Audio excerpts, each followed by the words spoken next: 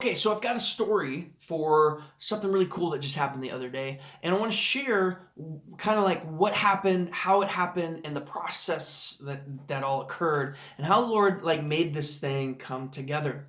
So I'm talking with some people, and what happens is as we're talking, I feel like one of the people get highlighted for me, and now when I say highlighted, basically means like something starts to happen over there, and I start to like see this thing take place, and I'm like, okay, Lord, what are you doing with that? Like, is this something you want me to share? Is it something you don't want me to share?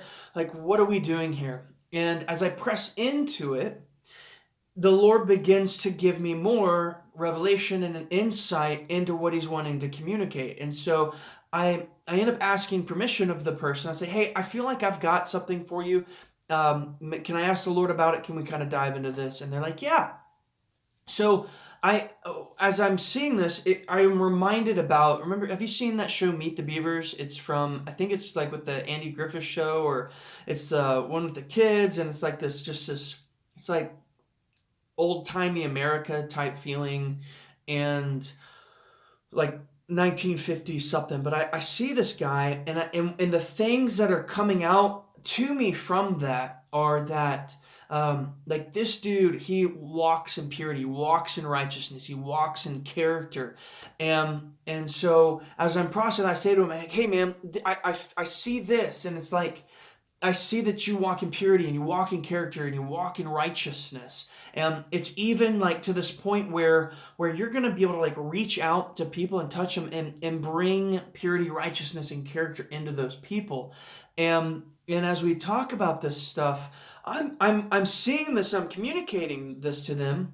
And as I'm still learning about how to do this, like he's over there really like in feeling it, the Lord is communicating to him in that. And I don't know all the background, I don't know all the stuff that's going on, but he's like, yes, yes, this that it connects to me, this is what I needed to hear in this moment.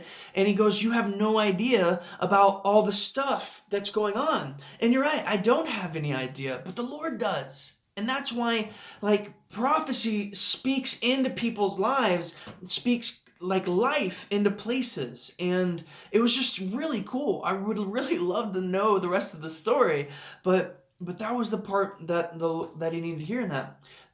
And there were other people that were there in the moment, and in that time, I'm not planning, I'm not trying to think of something for the other people, but then like as I'm coming to the end of this one, the Lord begins to highlight this person over here.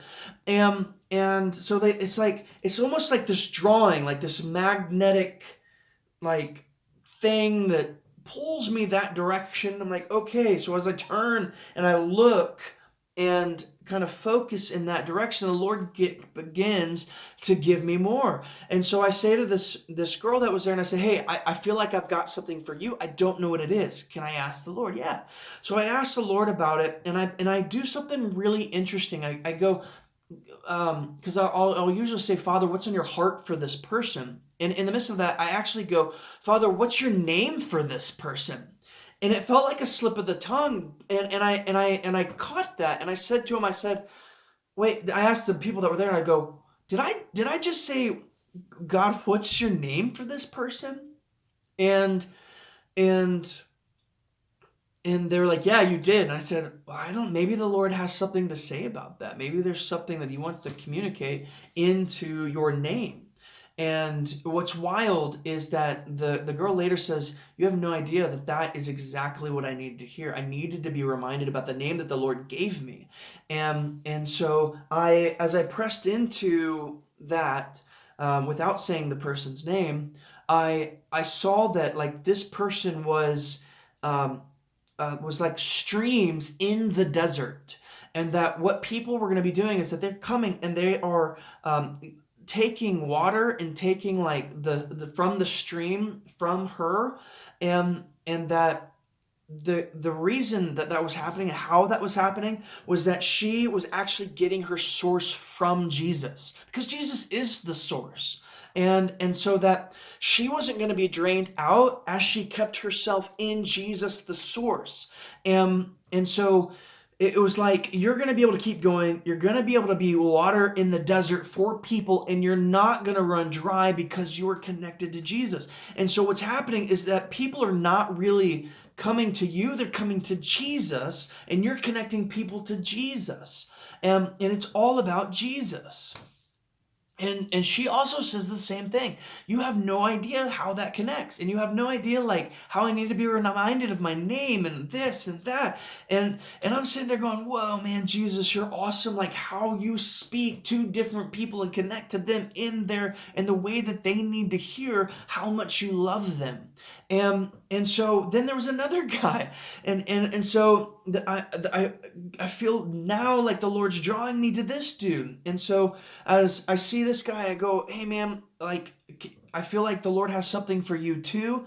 And can I ask the Lord? He says, yeah. And so I ask the Lord and I press into it, and I see him like growing really tall. And I'm like, Lord, what are you doing with him growing tall? And I see these trees like out and about, but he's over it. And I feel like as I press into that, the Lord is telling me that he has grown this guy up and over the trees, and he's taller than the people around him so that he can see over the things that other people can see. And like the Lord has given him vision to be able to see into the distance. He's able to see into the places that other people can't see, where people might be stuck down into like the trees or stuck in the woods. He's able to see up above, and then he can point out and communicate those things, almost like this visionary type thing that the Lord's doing inside of him.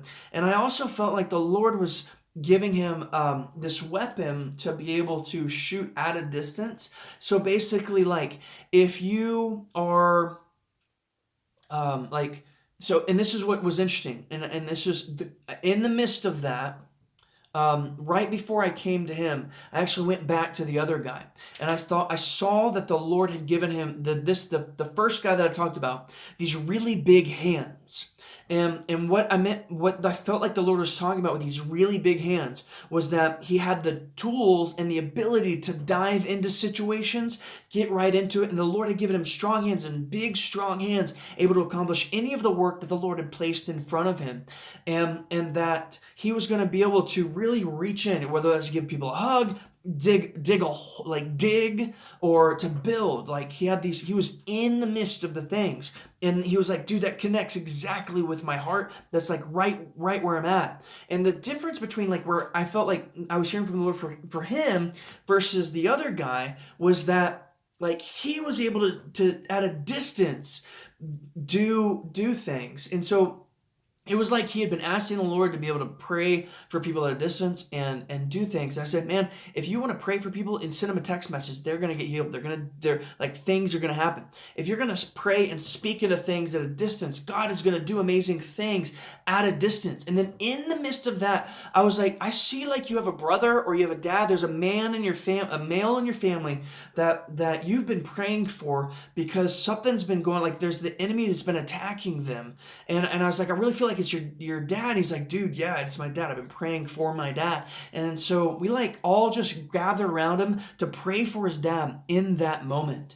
And as we kept going, what was really cool, and as I mentioned earlier in the video about the prophecy, was that in 1 Corinthians, it talks about like towards, let's see, verse 29 and 30, like when you're in the church, and even outside the church, like if the Lord gives something to somebody and then he gives it to somebody else. I had another friend come up and he was giving words to people. And so like I stepped down, let him speak, and then I received another thing. And so I also felt like this thing that, you remember the story where Peter and John are talking to Jesus, and Jesus says, hey, you're going to live like till you're gonna live a long time to John, and then to Peter, and Peter's like, well, what about me? And Jesus is like, hey, what does it matter? You do what God's called you to do. You be in the place that God's called you to be at. And so I feel like as I'm wrapping this section, this story about this really fun experience and how the Lord came and spoke in these different ways, I feel like part of the reason for sharing this particular set is that the Lord might be speaking to you in one of these places, whether it's the Lord has equipped you with purity, character, and righteousness to be able to give that to others, or whether he's given you big hands to dive into situations, or whether he has given you like the rivers in the deserts, and that you have your source in Jesus, or that he has lifted you up above the trees so that you have vision to speak into places and see into places and be able to speak healing at a distance and to pray at a distance where people might not even know that you're praying for them. Like, God wants to do something amazing inside of you, and he wants to connect to you and wants you to know how much he loves you, and he wants you to be able to do these different things in other people's lives, and in that same moment not compare yourself to somebody else. Like, if God's called somebody to go over there and do this, but he's called you to be this over here, you don't have to like be upset or sad or this or that if you don't have that. Like, you can seek it. Like 1 Corinthians 14 says to earnestly desire spiritual gifts. Like, go after it, pursue it in love. But like, if God's called you over here to do this thing, do the thing that God's called you to do. Live it, be it, do it, and like run after it with everything that you've got. And the Lord will be with you and whatever that is. And so I was just super excited about this, and like how the Lord played this whole thing out, and how he encouraged these people. He edified them, he built them up. And I'm sitting over there like, whoa, dude, Jesus, you're amazing. Like, how could I come up with any of that stuff? I just can't. But people were touched, and they were connected more to Jesus. And that's what it's about.